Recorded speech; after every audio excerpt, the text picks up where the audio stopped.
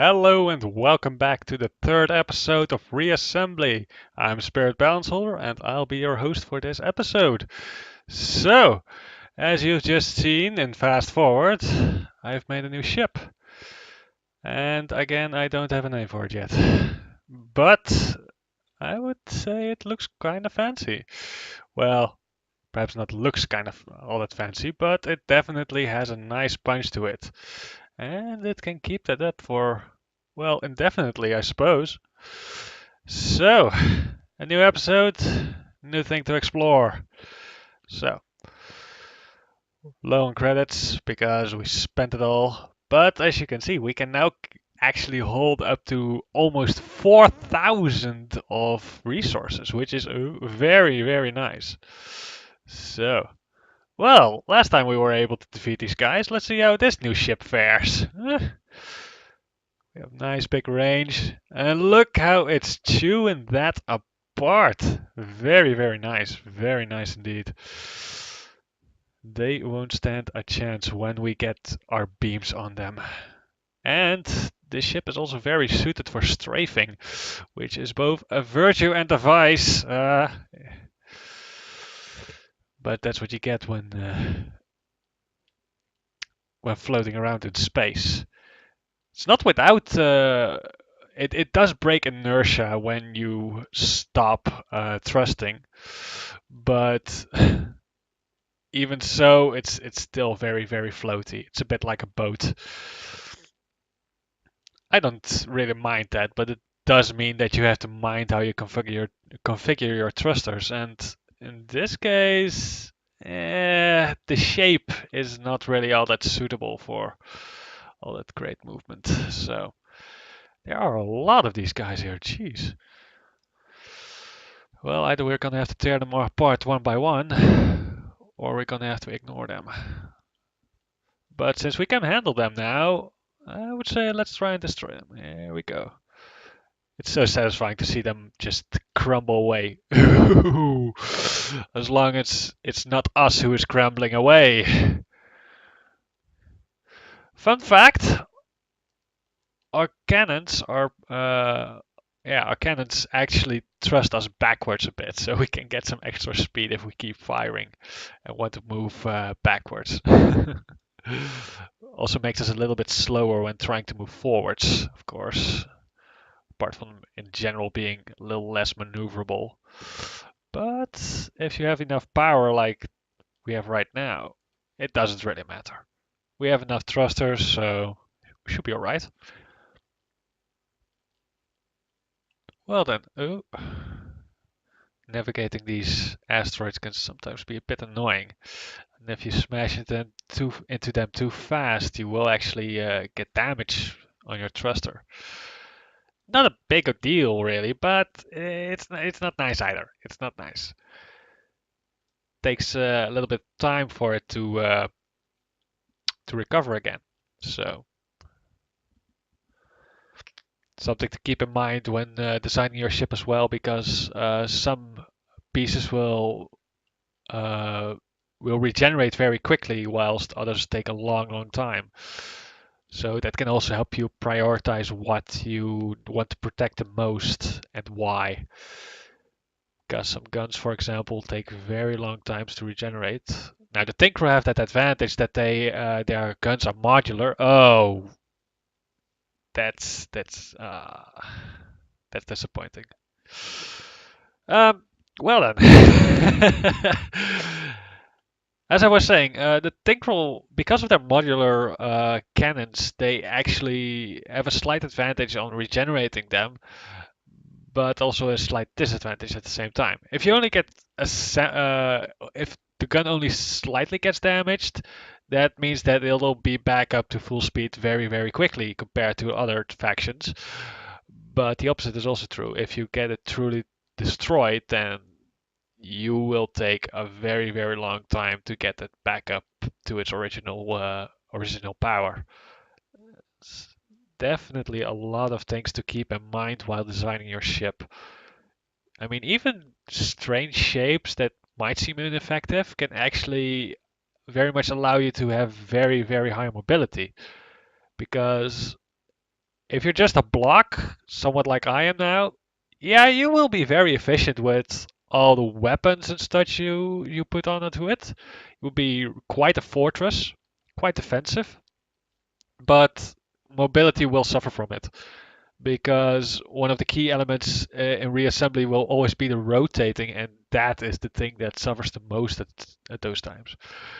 Ooh, good job at avoiding those.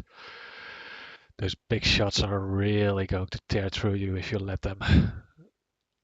The rockets really don't seem to be much of an issue anymore. Thanks to our little defense lasers we put on them, they really get deflected very easily. And that's why I really wanted those defense lasers, because small ships will suffer from them, and if you have enough of the defense lasers, you will basically be immune to rockets. And that can be a very, very big advantage because some factions rely heavily on those. Especially, for example, the crystallites. They use a lot of rockets, and they are quite powerful. So to have a good defense against those is really nice. I think that was the guy who stole our R. Now we get it back. Thank you very much. All right, over to the station here as we were planning. Uh, so many science vessels, so many research vessels. You can actually see the name of them when I target one of them. Might be a bit hard to see on lower resolutions, but yeah. Uh, we should get out of here. We lost the front section. I actually designed the ship to be very much oriented around frontal engagement by putting up some extra shields on the front. But it of course also leaves us a little bit more vulnerable on the other areas of the ship. Oh dear, oh dear. Those lasers cut through you quite quickly. That's nasty. That's nasty. All right. Well, we at least activated the station, so I really would like to get them out of here. We should also still finish the tutorials, but to finish the tutorials, we still have to unlock certain blocks, for example. We have to unlock the factory block, and we have to start managing with a small fleet. Because you can actually get backup in this game. That's really one of the cool things in reassembly as well. Like I mentioned in episode 1, I think it was, you can actually decide whether you want to have a big ship or a small ship, and both would be totally valid options if you have the right kind of ship and the right kind of fleet to support that. Because you can simply recruit units into a party, so to say, and they will follow you around and they will help you out. And if they have factories themselves, they will keep pumping out more units. Yes, like when they destroy a unit and they collect resources, they will use those resources actually to make more units. So your fleet will simply grow and grow and grow, and the more chaos and havoc you wreak upon the enemy, the more powerful you will become. Very, very nice indeed. Oh, that's one of the funny features. I was wondering what was happening here because our station here was shooting red pellets, and our faction really doesn't have red pellets. But something that only I really think that this should be included also for the player, but only your party members or enemy ships, NPC controlled ship basically, uh, or AI controlled ships basically, those can steal weapons and other objects from ships that are destroyed. So you will see a lot of debris here from one of the ships we destroyed, and you clearly see some of those are reactors and laser turrets and such. And our the AI-driven units in the area can actually sometimes collect those blocks and add them to their own ship. That can have some very funny results, but because it can turn them both unstable or exceptionally powerful depending on what kind of object they stole. But really, it's a fun feature, but I think they should have included it for players as well, because as a player you can't do that. It's very funny to see NPCs doing that, and in fact, you can have a fleet that gets very, very powerful because of that, but at the same time, you yourself will not be enjoying that little treat. Oh dear, he did a number on us, but we're still mobile. Haha. And we can drop off these resources, which means a nice amount of credits. Oh yes. You might have also have noticed, I didn't really mention it much last episode, but we already had two small solar panels. We now have four, and steadily our R is increasing. Our resources are slowly increasing over time, simply because we have those solar panels. And that can really make things interesting because you can actually make ships and stations even. You can also generate stations uh, that have so many solar powers that they will constantly pump out new ships because they have basically got unlimited resources at some point. Especially the Tinkrell, they have exceptionally powerful solar panels because they are small in size, they don't cost a lot of P, oh, and they are relatively small. And now you might think that small is or size is not all that important when it comes to such powers, but when you've got the larger your ship is, usually that also translates into more weight. More weight translates into need for more thrusters to actually keep up mobility. So it really are things to consider, and the Tinker have such an edge on that. They can really create armies out of nowhere, literally.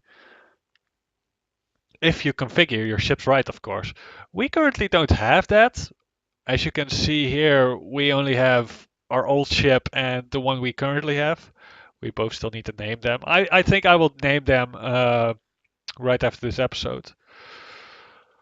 Um, because if we don't name them, popularity, people.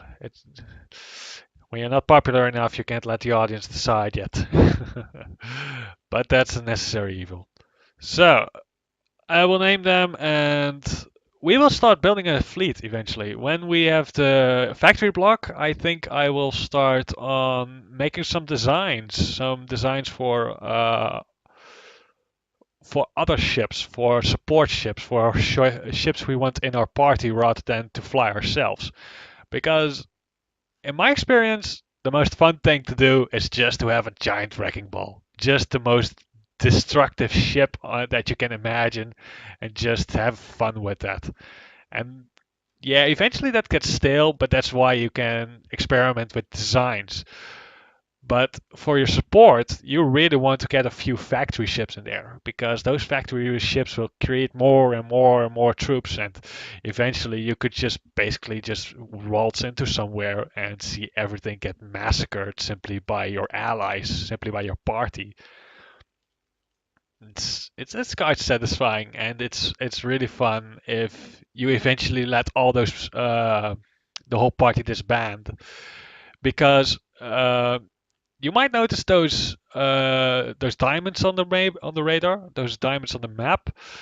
Again, maybe not all that visible from a lower resolution, but they are there. Uh, they mark stations, but actually they just mark factory blocks. They will simply mark units that have a factory block, meaning you can drop off resources there, meaning there will be more units that spawn from those locations. And if you have a party with one or more or a lot of factory units, a lot of motherships, so to speak, that will that will create a significant presence on the map. That is great for taking over areas, great for conquering zones. And here we have the spiky plants again. I really do not like spiky plants, especially at these levels. They are really not fun to tangle with. But I don't want them to get out of hand either, so sometimes I will have to start a tango with them. And gosh, that can take a long time. But this slow motion will show you nice how our laser show protects us. And those shots themselves also damage them. So, and there you have one of those seeds right over there. Poof.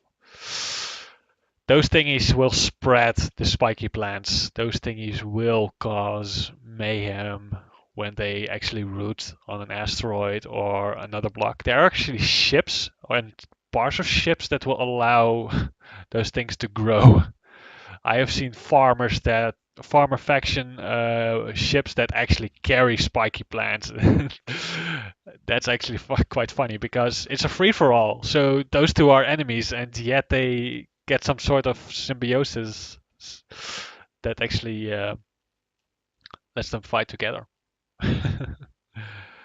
All right, geez, a lot of resources again. So let's drop them off. And our, well, I want to say a frame rate, but it's not a frame rate again. It's still relatively high, but it sure is slowing down a lot. So let's get out of here. Even more credits than last time. We already passed the 5K. Last time we didn't reach that yet. So I guess the solar panels and the destruction of those bigger ships definitely helps a lot. As we get in range, eventually we will speed up again. It won't be that long anymore. There we go. Back up to speed. Let's go and capture one more station before we call it off.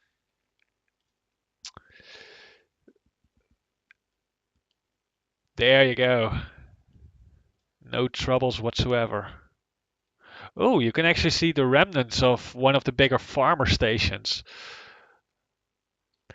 Not sure what happened there, but I reckon that originally it was spawned here, but since we became part of this area, we were placed in this section. Our station overrode the farmer station that was here originally. And I reckon the red would also cause massive mayhem on these places, just because they are the red, and they cause mayhem because red. It's just what they do. They cause mayhem. I want those resources, but I can't really. I'm not in an ideal position to fight right now.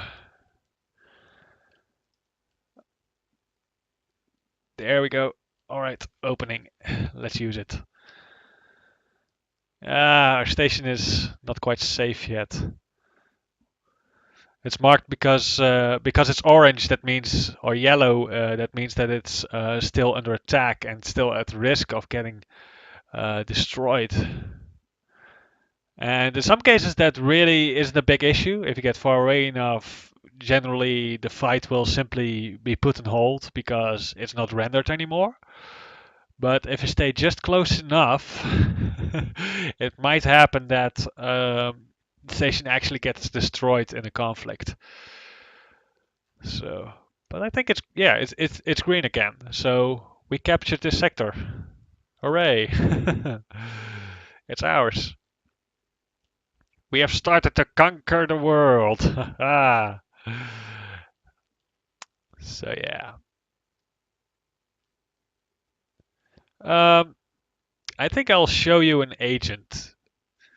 Agents, if you've seen Terror Attack or something, they basically are just invaders. They are spawned on the map and they are created by other people. They have a fleet and they usually are quite powerful. But sometimes you can be able to destroy them despite still being a bit underleveled. Oh dear, he's certainly... Oh dear. That's a lot of damage. We have to wait a bit until they are regenerated because otherwise we really won't stand a chance against an agent. They are quite powerful. I rarely have seen one of like 8000 P, but like one of those that are all the way upgraded. But they get quite powerful. They are still very much something to be on the lookout for. Come on. Get destroyed. There we go. Our front shields are down. I really, really do not like that, but I do not want to let them get away either.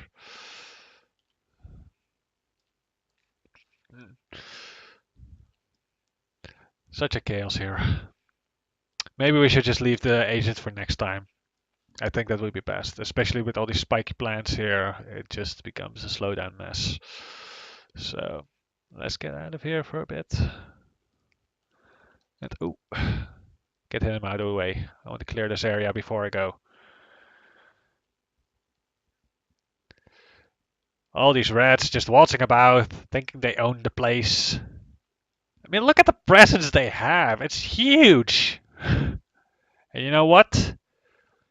It'll be ours. It'll all be ours. In due time. For now, they are still very much a plague. Such a strong presence. Ugh, ugh, ugh, ugh, Nope, nope, I do not feel like that. And there you saw our lasers. We took care of a little. Oh dear. If they get the right angle, if those little lasers get the right angle and cut through one or two of the right blocks, they will very much cause havoc. They will very much destroy everything. But anyway, that's it for today. And we have a lot of credits, so once again, next time I'll be making a new ship.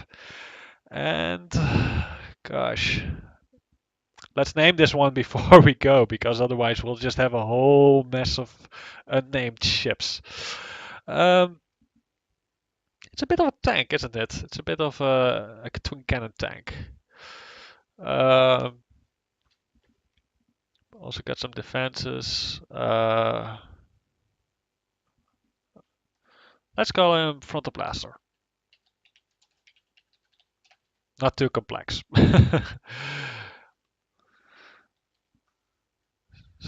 There we go. Another design ready. This one will be changed.